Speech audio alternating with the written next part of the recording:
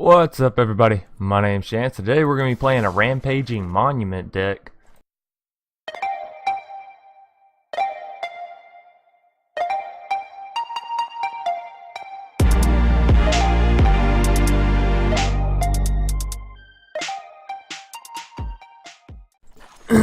And just as the name implies, we're going to be playing a deck basically built all around this card right here.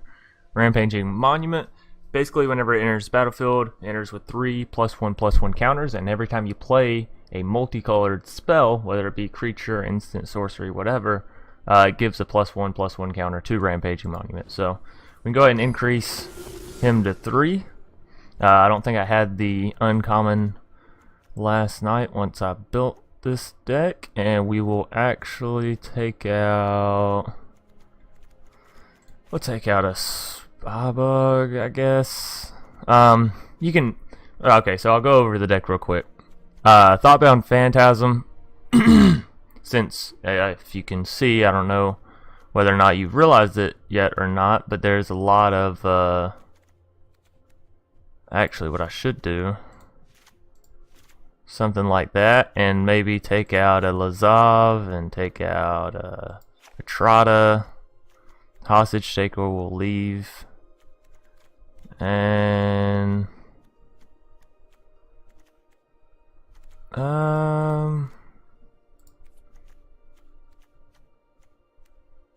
we'll take out a Disinformation Campaign. The chances that we can actively use all 3 is slim, so, and once you get 1 you can pretty much keep it. So nonetheless, we'll go over the deck. This deck does sort of focus towards having that Dimir sort of surveil like feel to it, with the Thoughtbound Phantasm, the Dimir Spybug, Discovery, Notion of Rain, Disinformation Campaign. A lot of the early cards in this deck are very surveilish, and that's, you know, that's to help you draw cards, help you get through your cards, but also these surveil cards tend to be multicolored. So interestingly enough, they should all work for Rampaging Monument. Now, the only one that I do have a question about is Discovery. I don't know if, since you can use either, if it's counted as multicolor or not, or if I'm going to have to use Dispersal for it to count. But nonetheless, yeah, so early game we're just trying to surveil and get through our deck. Cards like Spybug and Thoughtbound Phantasm will just sort of passively get better. So that's why they work really well in this deck. Chromatic Lantern is just to redistribute the mana in case we don't happen to draw the mountains or whatever, because we do need some fire a little bit later on, and we do need 3 of it for the Niv-Mizzet. And you gotta have a Niv-Mizzet in a deck like this, right? Like, it's just so overwhelming. And of course, Helm of the Host to duplicate either our Rampaging Monument or a multicolored spell, even though I don't think it works. It doesn't give him a +1/+1 counter off the resummoning or the reboarding, basically, of another creature. It's just off the casting. So nonetheless, I'll shut up and we can get right into the games here. So, not playing our Vampire Siege, we're going to be playing Rampaging Monument, and I promise at some point we will get to all these other decks. I think I was at haven't done the Night Tribal or the Elemental Tribal, the Mono Blue Aggro. There's a lot of these that I haven't gotten around to actually making a video on, and of course they're all coming in due time, but excuse me, some of the decks simply don't have the cards required, and I'm not going to spend all of my wild cards to make one deck, as I won't have any wild cards for the future. So what I do is I build a deck as far as I can sort of out, and I'll play with it and I'll see what kind of cards it needs and what kind of cards it's missing. It's not too bad of a hand. But yeah, I'll see what kind of cards it needs, what kind of cards, you know, would make the deck better, and then if I have them, sure, I'll play out the cards that I do have in order to make it. And we'll go ahead and get down Thoughtbound Phantasm here. Next turn, probably get down the Dragonskull Summit, just so we have the swamp land available to play. But yeah, so I basically build out a deck as far as I can, and then after that, you know, it just sort of has to do what it can. But I can't sit here and perfect and tweak each and every deck. I don't have the the wild cards nor the money to get the wild cards in order to fund all of that. So we can actually go ahead and Ocean of Rain here. Chromatic Lantern. I mean, we already have a little bit of everything, but I don't want to discard it just in case. Another Thoughtbound Phantasm would give us another defender. Okay, so... okay, here's my thought. We keep both, and here's why. The Chromatic Lantern is going to allow us to play Etrata and the Rampaging Monument just fine. And the Thoughtbound Phantasm should give us a little bit extra beef until we can get them out. So, next turn we'll play Chromatic Lantern, and we'll have 1 mana left over from, you know, Chromatic Lantern itself being a land, technically. And then we'll play Thoughtbound Phantasm, so we should be able to block all his goblins. I doubt he'll attack here. Yeah. Okay, so, Chromatic Lantern. And then we have the 1 mana from Chromatic Lantern. We'll play the Thoughtbound Phantasm. And it looks like he's playing a Rakdos deck. I don't know if it's the standard deck that the game gives you. That's unfortunate, actually. But not too much so. Okay, so here's the thing. We can get down to Etrata this turn and attack and remove his Phoenix, you know, just exile it so we don't have to deal with it anymore. And that's the plan regardless, to get rid of the Phoenix. Question is, do we play Rampaging Monument first? He'll go up to a 3/3. Next turn when I play Etrata, he'll go up to a 4/4. And again a 5/5 when I play the second Etrata. So I think yes. I think I do play Rampaging Monument first. And he does have Trample as well. I forgot to mention that. As can't talk this morning. It is actually important, as Trample is a really good feature on any card. He should attack with his Phoenix here, unless he's just saving it for a defender. He might. No, okay. I was gonna say he might save it for a defender, but I doubt it. If he doesn't play anything, that's actually gonna worry me, because it means he probably has some burn in there that he wants to save for a more important card. No, Goblin Instigator. Okay, not too worried about that. There's a Spy Bug that'll actually help buff our Rampaging Monument for fairly cheap. But we're gonna play Etrata this turn, so next turn we can get rid of his Phoenix. And we can attack with Rampaging Monument, but he's just gonna kill it. So I think we just keep our line of defense for this turn. And it'll deal 4 more with Rekindling Phoenix, so we'll go down to 10, which is a little bit worrisome, especially now that he has a Gravewalker out. But he can't attack with Gravewalker this turn, so what I'm thinking is next turn we play the Etrata, the second Etrata, and then banish the Gravewalker, and he'll actually only be 1 counter away from us winning. If anyone knows the effect of Etrata, basically she's unblockable. Or she can't be blocked. Yeah, unblockable. Same difference. Basically, whenever she hits, she exiles one of their creatures. If you exile 3 or more, then they lose the game. Oh, and whenever you hit, she gets shuffled back into your deck. So that's actually an important feature. She doesn't just stay out on the field, as that would be sort of broken as shit. Okay, so attack with the Etrata.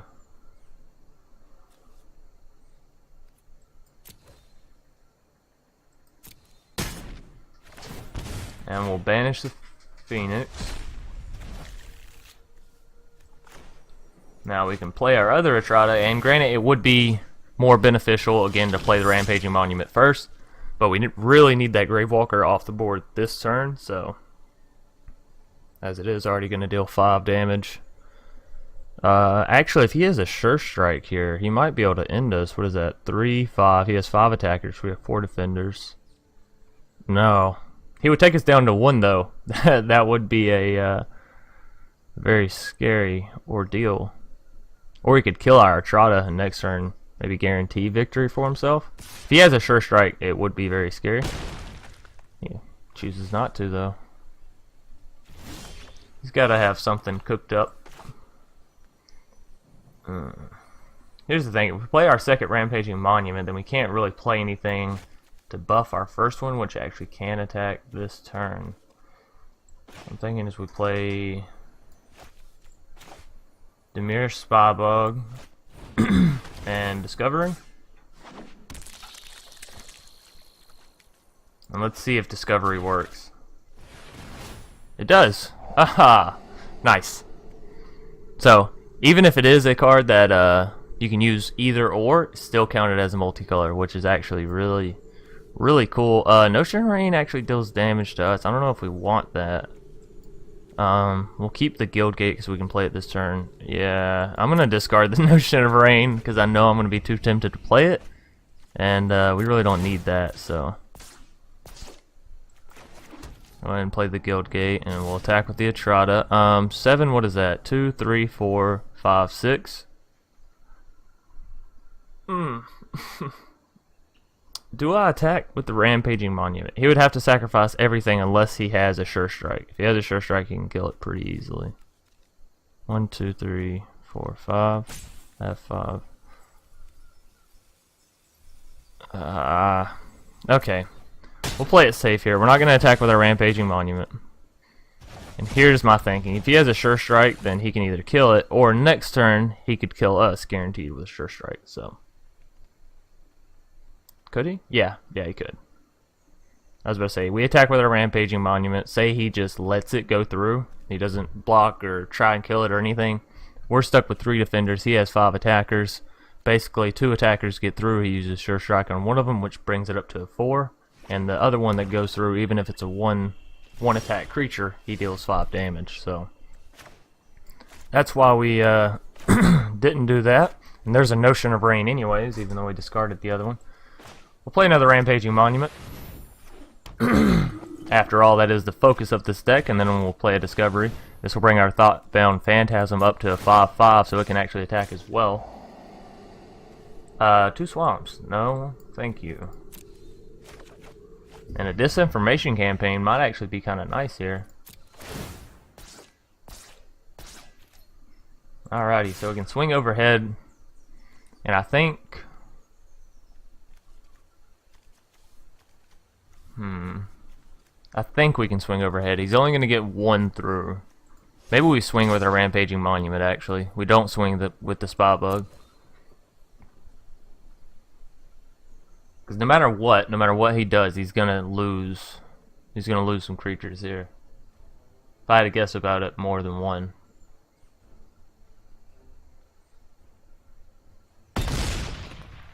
Oh shit!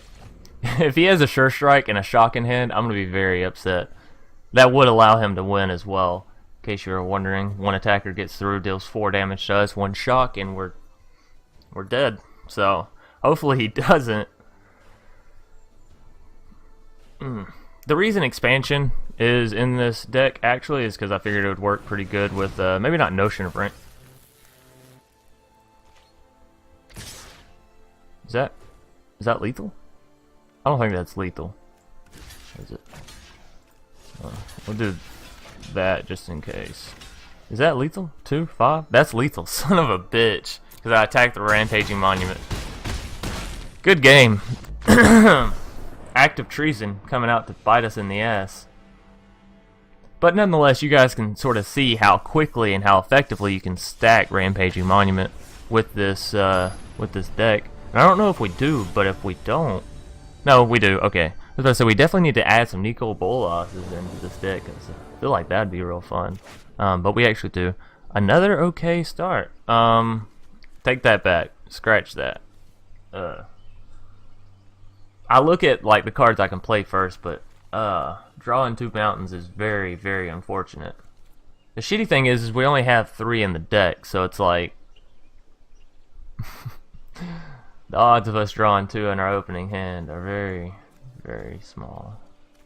We gotta keep it. We have a good mana curve with our cards. I can't let our land discourage us. I have to have faith that we'll draw land like always. There's a Nicol Bolas, so at least the mountains aren't completely useless. And we'll go ahead and use a discovery here. There's an island, and we'll keep the murder. Don't want to discard it quite yet. So yeah, we can actually get up and roll now. I'm glad I kept this hand. Nicol Bolas should be fun if we can actually... Oh, shit. This man is playing a rat colony deck. I may be a little salty. Not even gonna lie. Excuse me for always having a cough as well. It's getting to be wintertime. Okay, it looks like he is playing a rat colony deck. No, he can just attack. I'm not gonna fall whim to his maniacal ways. We'll get a Rampaging Monument out though. Let me reorder my hand here. Next turn, do we get out another Rampaging Monument? Yo, kid's just being annoying.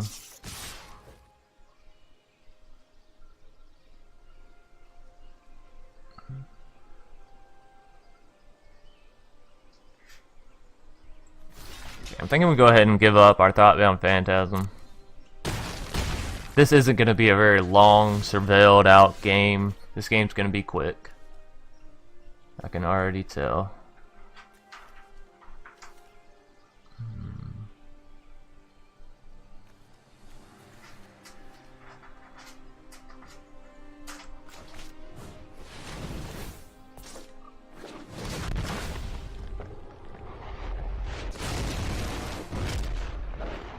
And please, oh fuck. I'm gonna have to trade my Rampaging Monument next turn, or he has lethal.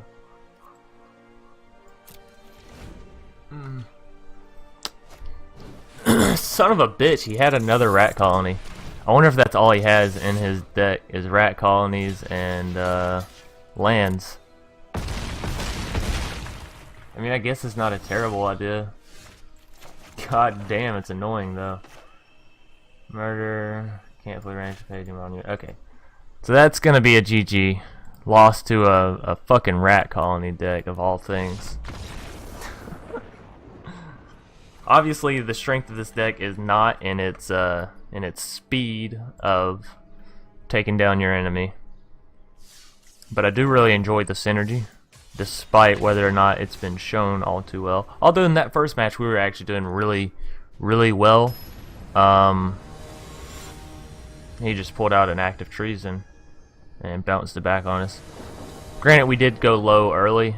Getting to our cards was a bit of a bitch, but once we got there, we were alright. This is an even worse hand than last time, but we'll keep it because we can discovery, and you know, maybe we'll find a swamp, or maybe one will turn up. We'll see. No, but there's a Thought-Bound Phantasm, so I'm feeling a little bit better about that. We got a turn 1 play, turn 2 play with Phantasm and Discovery, so Doom to Center. Is he playing a zombie deck? No, we'll go ahead and Discovery. Getting that swamp is more important to me than playing that. Yeah, I don't like this hand at all. Get rid of the Notion of Rain. The thing with Rampaging Monument is if we get another land of any kind, we can play it.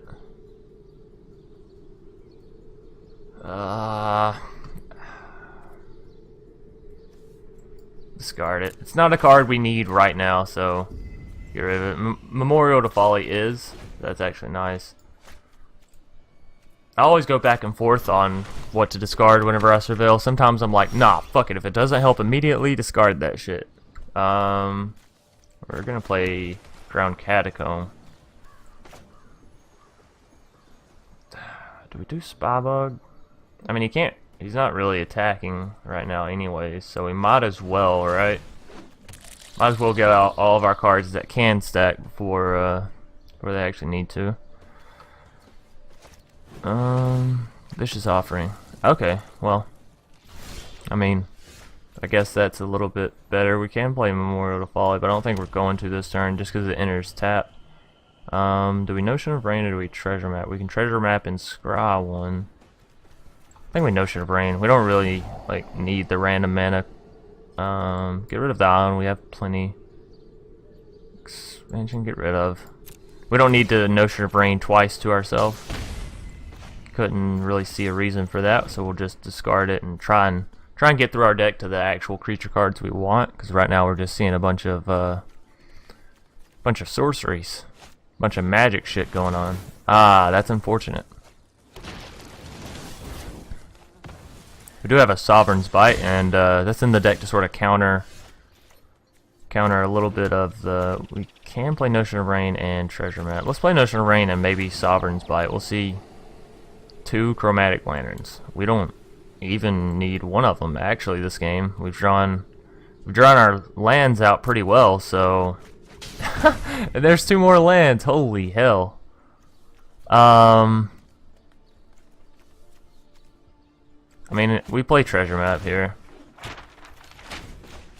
Jesus. So, here's 5, and here's 5. So, there's 10 lands, and this man has 2?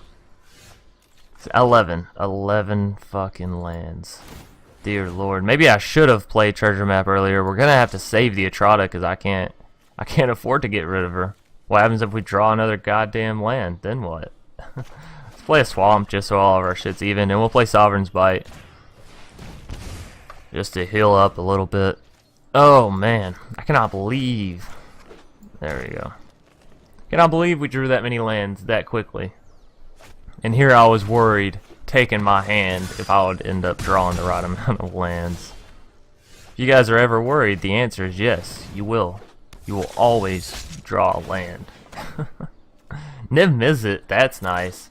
So, do we have enough to cast? 1, 2, 3, and 2 blue, so we actually need another blue. Let's go ahead and enter Steamvit's tapped. And next turn we'll probably play Memorial to Folly, just in case Niv-Mizzet dies in some way, shape, or form. I mean, we'll let the damage go through just because we don't want to kill it and him get to Midnight Reaper. Obviously, he's looking for some lands more than likely. So we'll play Memorial to Folly and our Niv-Mizzet. And we'll scry one with our Treasure Map.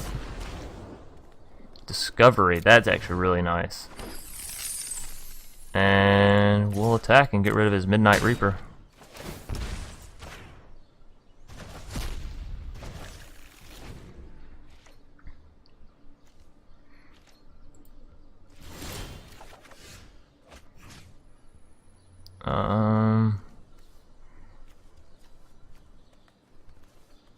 I think we go ahead and clear his side of the board.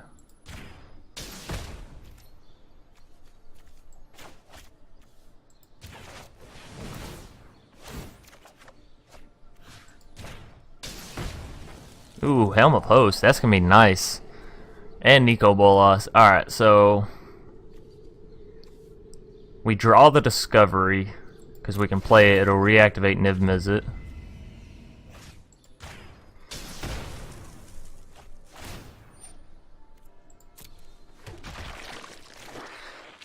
And we can still play Helm of the Host. Okay, so, yeah. Play Discovery. Draw the Nicol. We'll have to be a little bit careful. We're down to 31 cards. Let's get Thoughtbound Phantasm. Get rid of Cinder Barrens. There goes his side of the board. Now we play Helm of the Host, because next turn we can attach it to the Niv-Mizzet, and yeah, only good stuff happens from that. We can play Nicol, but I don't think we want to, so we just play the Guild Gate because the energy's tapped, and the Thoughtbound Phantasm. And yeah, we'll attack with the Niv-Mizzet directly. This game should be over though, should be in the bag. This this board we have currently is scary. Yeah, so there's the concede. And that wraps up our 3 games for the day. Actually went relatively quickly. Oh, and we got a little pack. I guess we'll go open it real quick, see what we got. Let us see. Probably have so many barrier bones it's not even funny. And Charnel Troll. Actually don't really like that card, so not too big of a fan of the cards we just drew actually.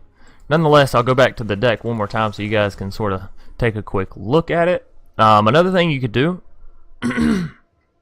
if you wanted to maybe not play Etrata so much, you could add in more hostage takers than Etrata. They essentially have this same sort of quirky feature to them where they're removing an opponent's creature that's not really it's not really killing them.